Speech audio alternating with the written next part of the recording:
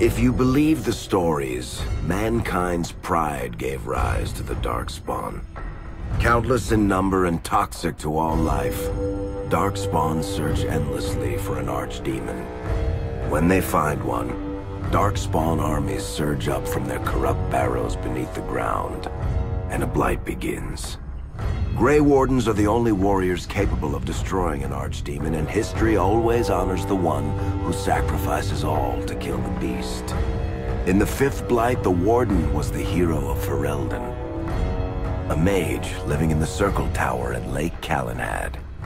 Drawn into an escape plot by another mage, the hero became snared in the Circle's dangerous politics.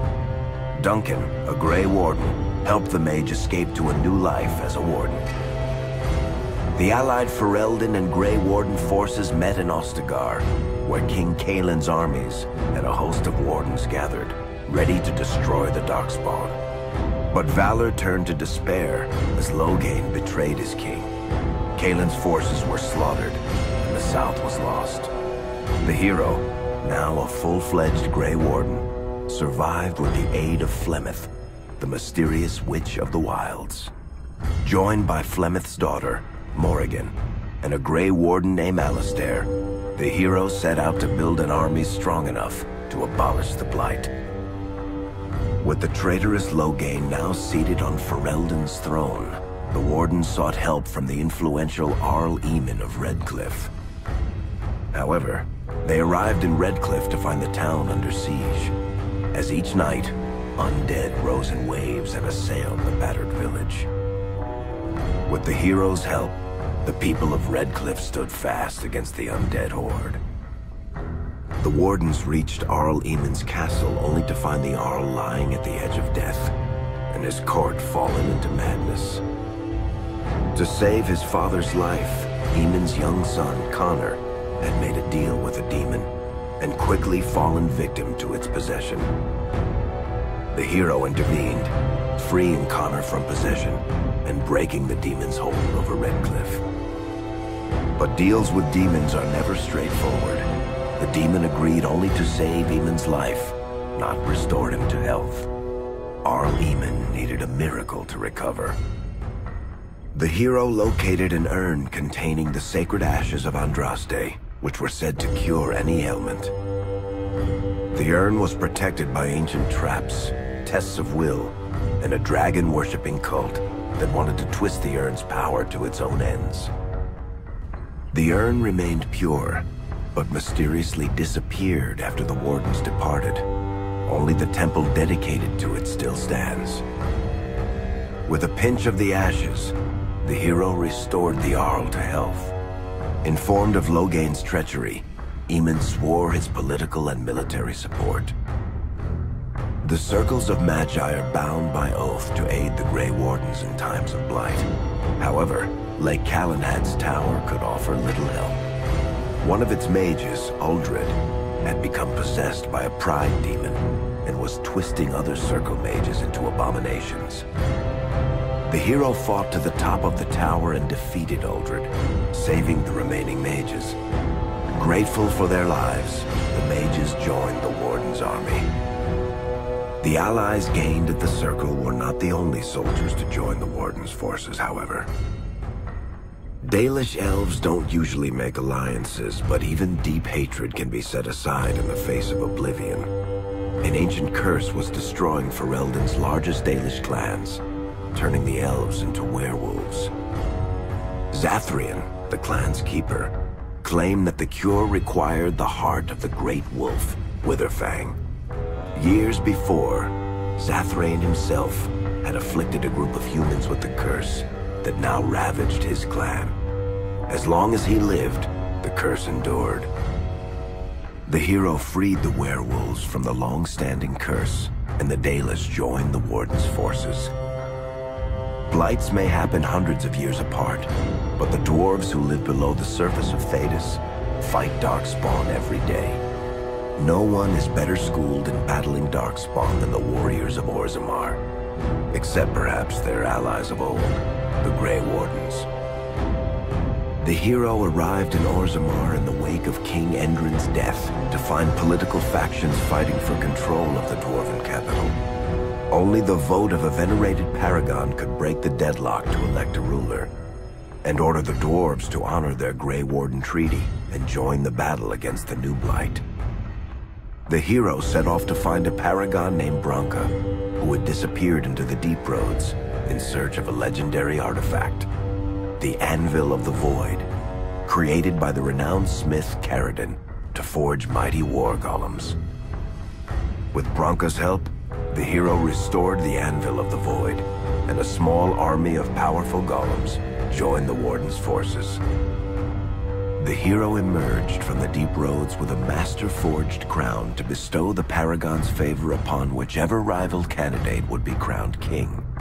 Balin, the youngest son of King Endrin who was suspected of foul play, or Haramont, the aging traditionalist backed by the Dwarven Assembly. Balin followed his father to the throne. He leads with a ruthless but progressive hand, seeking to re-establish ties to the surface kingdoms. With Dwarden's strength now bolstering the Warden's army, the hero had to deal with Loghain so Ferelden could stand unified against the Darkspawn before the Blight swallowed the world. The kingdom of Ferelden stood divided. While some nobles supported Loghain's regency, others condemned his inaction against the Darkspawn. Civil war brewed, and Arl Eamon called a landsmeet in hopes of curtailing the conflict and removing Loghain from the throne. Loghain was found guilty of treason, and the hero carried out his execution in Denerim's palace. As the Warden's united army massed in Redcliffe, the Darkspawn overran Denerim, laying siege to Ferelden's capital city. The hero's army fought valiantly through Denerim and broke the Darkspawn's siege. On Fort Dracon's highest tower, the hero's strongest allies fought alongside the Warden in a final heroic battle against the massive Archdemon. The Archdemon was killed without the sacrifice of a Grey Warden's life. With no Archdemon to lead them, the Darkspawn scattered. Most fled underground, still teeming in number and always seeking a new Archdemon to awaken. The shattered kingdom of Ferelden embarked on a long journey to recovery. In the Blight's aftermath, strong leadership was crucial. Alistair, King Caelin's half-brother, and Queen Enora, Caelin's widow and daughter of Loghain, joined in a political union. Together, they ushered Ferelden into a new era.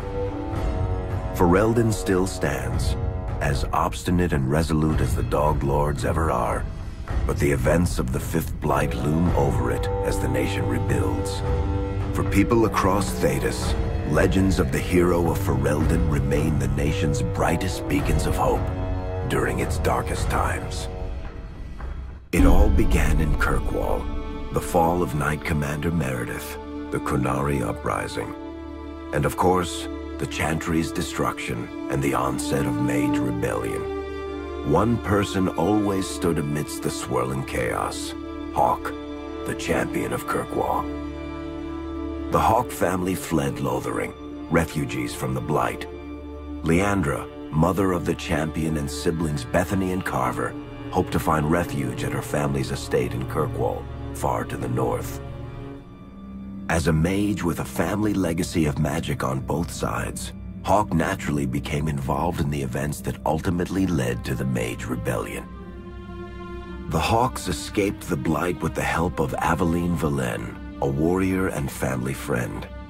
It's said that the family was also aided by Flemeth, the notorious Witch of the Wilds. Hawke's sister Bethany never reached the Free Marches.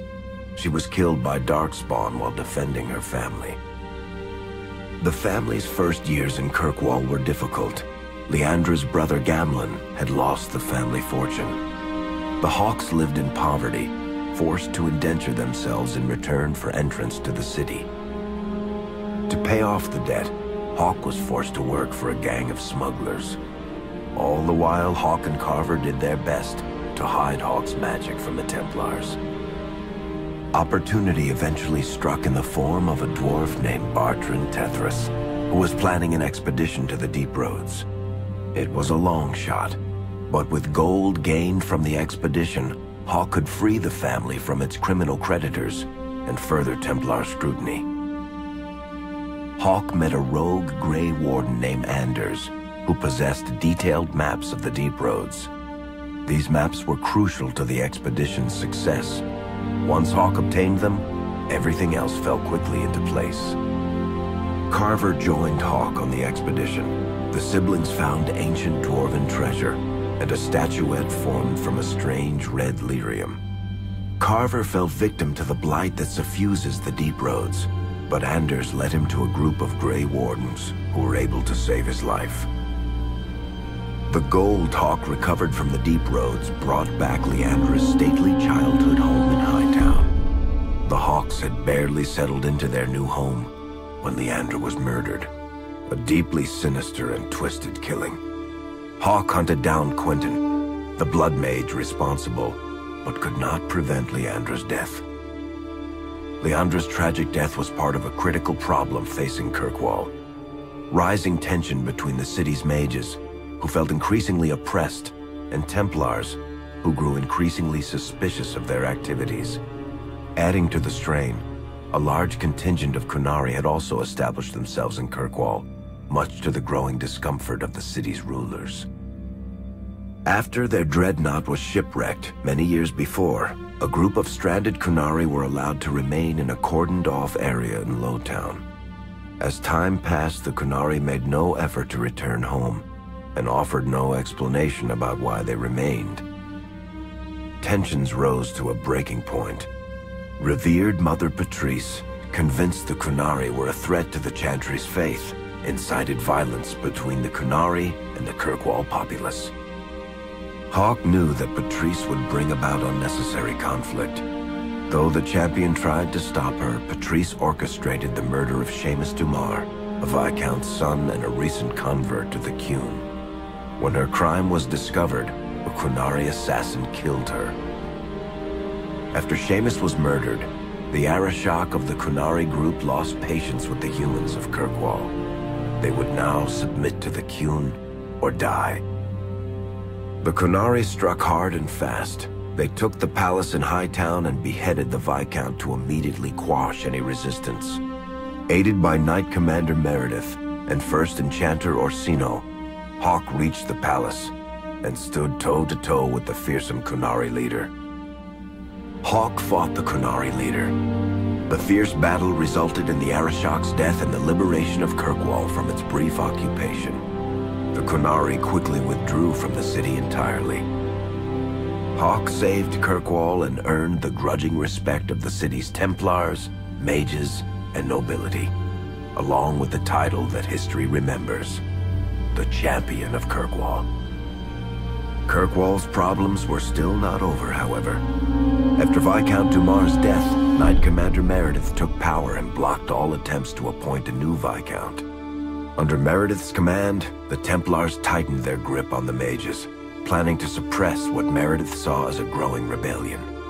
Anders, who spent years fighting for justice and freedom for his fellow mages, saw that the time for negotiation was past.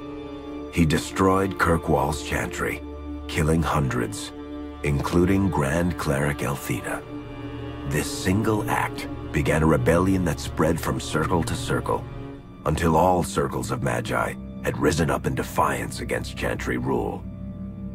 Though Anders had done the unforgivable, something stayed the champion's hand. Anders survived the day, although many others did not. Fighting spread swiftly through the city. Some mages rebelled openly, many of them succumbing to possession. Templars turned their swords on mages who rebelled and on those who did not. As First Enchanter Orsino refused to bend to the Templars, Knight Commander Meredith demanded that every mage in Kirkwall be put to the sword. Hawk saved many mages from Templar blades, keeping them from succumbing to possession or the temptations of blood magic. In the end, however, Hawk was forced to strike down Orsino, who had betrayed his own values by resorting to blood magic himself. The battle proved one thing. Knight Commander Meredith had gone mad. Hawk saw the truth of it when Meredith unsheathed her sword, and the red lyrium idol from the deep roads was embedded within it. The blade fueled her hatred and paranoia, as it had for months. After a horrific battle, the red lyrium of the Knight Commander's sword consumed her as she died. Meredith became a statue, her face a frozen mask of horror. Little is known of the champion since that final battle. However, Hawk's story lives on in legend and song. Memories of the indelible changes the champion of Kirkwall brought to the face of Thedas. The Mage Rebellion in Kirkwall was felt throughout Thedas, the news spreading like wildfire. The Templars clamped down in response, but each new restriction only made things worse. Led by Grand Enchanter Fiona, the mages voted for independence. The Circle of Magi would govern itself, without the Chantry and especially without the Templars. The result was cataclysmic. 2 circles were destroyed. Those within killed to the last mage, before the rest fled into the wilderness. Perhaps the mighty Empire of Orlais could have intervened in the war before it began, but that was not to be. Grand Duke Gaspard began a deadly civil war against Empress Celine, vying for the Orlesian throne. The mages were offered safe haven in neighboring Ferelden, but the Templars followed, and so their battle spread across all of Thedas. As head of the Chantry, Divine Justinia ordered the Templars to stand down. They refused, declaring their own independence. Thus, the war began in earnest. Templars hunting mages, mages fighting Templars. Their clashes wreaked untold destruction, and all sense of order was falling to pieces. Divine Justinia made one final desperate bid to end the war. She approached the leaders of both sides and convinced them to come to a conclave held on neutral ground. With the Chantry to mediate, mages and Templars would talk for the first time since this all began. It is our last, and perhaps our